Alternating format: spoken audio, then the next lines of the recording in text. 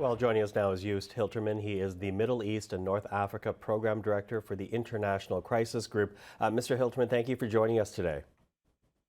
My pleasure. Thank you.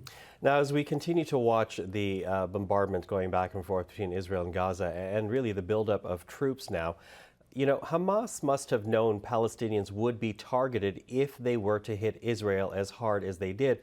Why would they have risked such losses? Well, the risk is not only to Gaza's civilians, which of course we are most concerned about, but also to Hamas itself. So why would it want to risk that as well? My sense is that Hamas, after 16 years of a stifling Israeli blockade and at least five rounds of war with Israel, has come to the conclusion that whatever it does, it cannot change the situation for the better for the people of Gaza. And so it had to go for broke. It had to break the mold and see where the chips would fall at a great cost to itself and to the Gazan population. I'm sure they were convinced of this, but they also realized, because also they were coming under criticism from the population in Gaza, that the situation had become absolutely unsustainable and they needed to do something big. Needed to do something big. So does that suggest that this was always intended to be some kind of grand suicide mission? Well, I'm not sure it's a suicide mission or that they see it that way.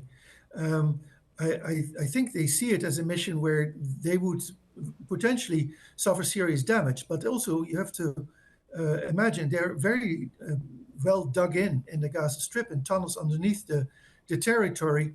And so it may not be so easy for Israel to defeat them, to ferret them out and kill them. So Hamas knows that it would come at a tremendous cost to Israel as well. And that in addition to that, the amount of destruction and suffering that would occur as a result in Gaza might stir the international community, or at least the Western states, into action and put constraints on Israel. And then you would have a bit of a stalemate. Maybe this is their calculation. Well, I'm wondering if it's a miscalculation, though, because, of course, as you know, the United States, Canada, they're just two countries that say that Israel has the right to defend itself against attacks like the one carried out by Hamas. So do those statements from state actors actually undermine what Hamas was trying to do? Well, so after every round of conflict in the past, Western states have given Israel carte blanche, or the United States has given Israel carte blanche for a few days before it started putting on constraints and then helped mediate a ceasefire. The same thing may happen this time. Now, we've already seen 9 days of air bombardments of Gaza, which have left whole neighborhoods flattened.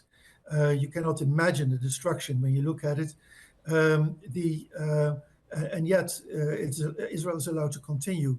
It has already forced people out of over 1 million people, maybe, out of their homes, and still it is allowed to continue. But it's also because Western states say, well, Israel has a right to defend itself. It's even smart if it wants to defeat Hamas once and for all. So let's give them the green light. But I think there is a real limit to that.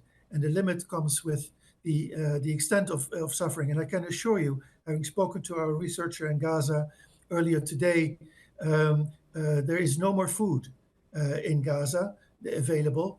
There's no water available. There's no electricity. So even if there were water, and Israel restored some in southern Gaza, it cannot be pumped anywhere. So there is no water.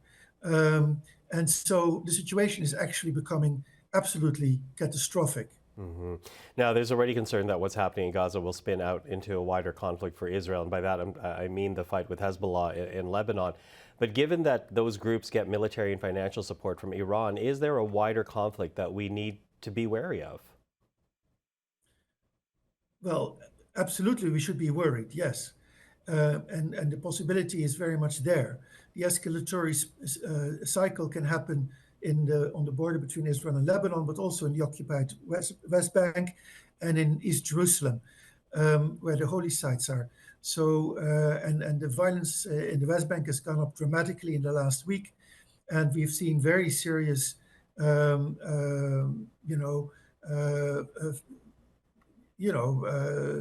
sparring, violent attacks on the Israeli-Lebanese border for the last week.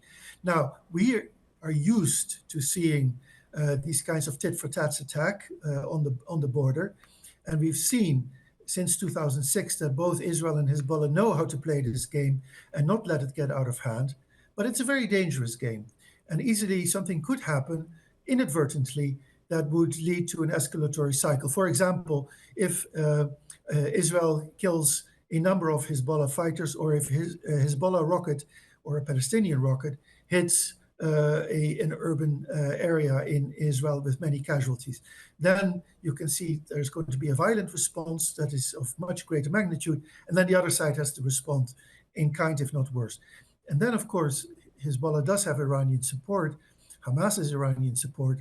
It would be very difficult if both its non-state allies came under attack for Iran to stay out, even though it's clear that at this moment that Iran doesn't want to get involved, and it's clear at this moment that Israel doesn't want to fight a two-front war.